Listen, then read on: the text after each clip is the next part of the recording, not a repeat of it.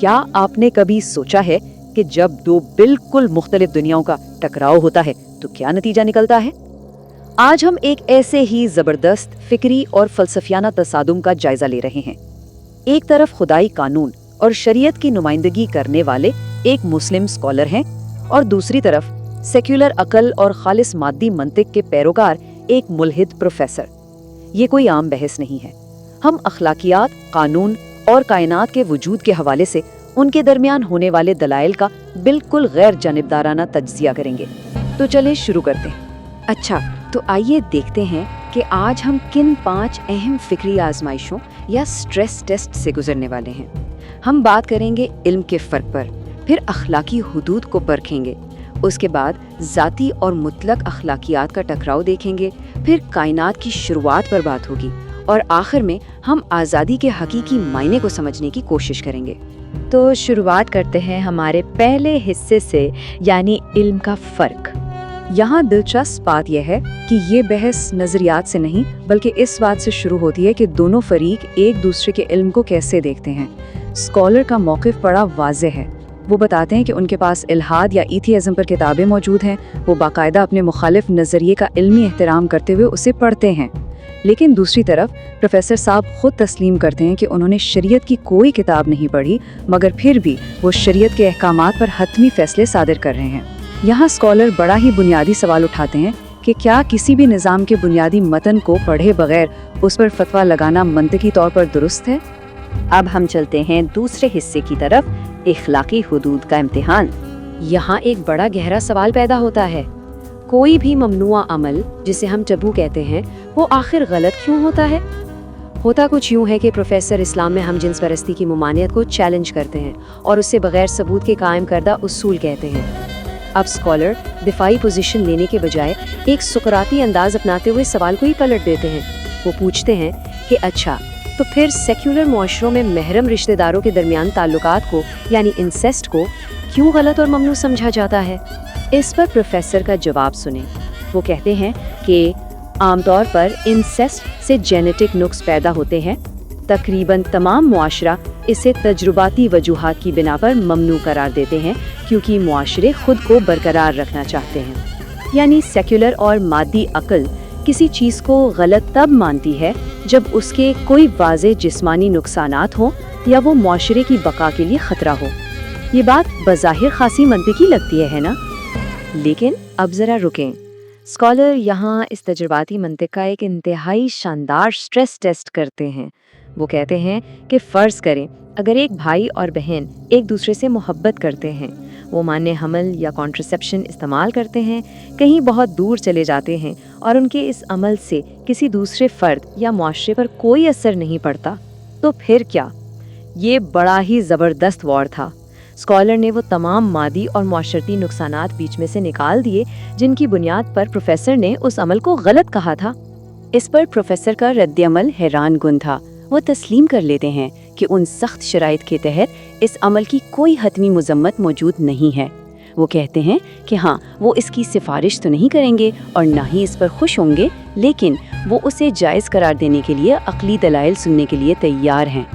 یہ حصہ ہمیں بڑی صراحت سے دکھاتا ہے کہ جب خالص تجرباتی اور سیکولر عقل سے جنیاتی خطرات کو نکال دیا جائے تو وہ دنیا کے ایک سب سے بڑے ٹیبو کی حتمی مذمت کرنے میں بھی کیسے ہچکچانے لگتی ہے۔ یہیں سے ہم اپنے تیسرے حصے میں داخل ہوتے ہیں، ذاتی بمقابلہ مطلق اخلاقیات۔ آگے بڑھنے سے پہلے ذرا سبجیکٹو موریلٹی یا ذاتی اخلاقیات کو سمجھ لیتے ہیں۔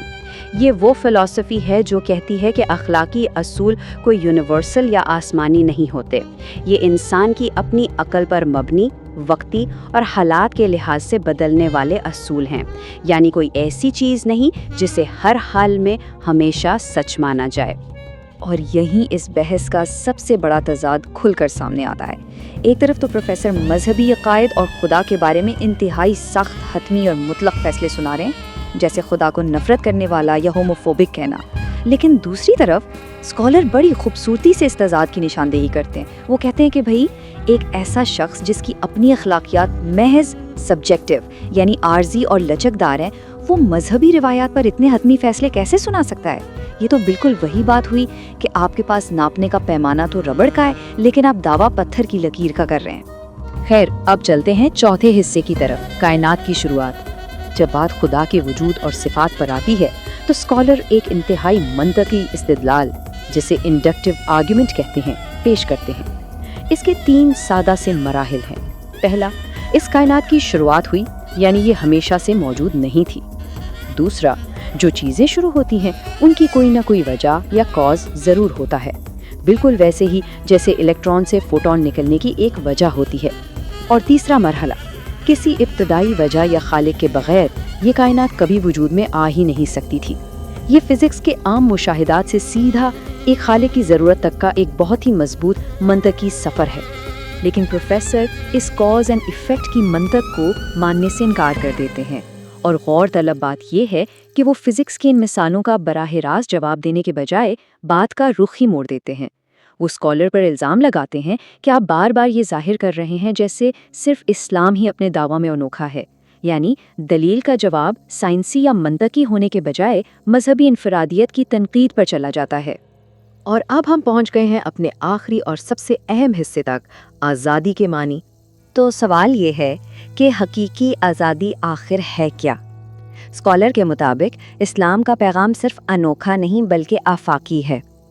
ان کے نزدیک آزادی کا مطلب یہ بالکل نہیں ہے کہ انسان جو دل میں آئے وہ کر گزرے، بلکہ سچی آزادی تو اپنی انا، غرور اور اندرونی خواہشات کی غلامی سے آزاد ہونے کا نام ہے۔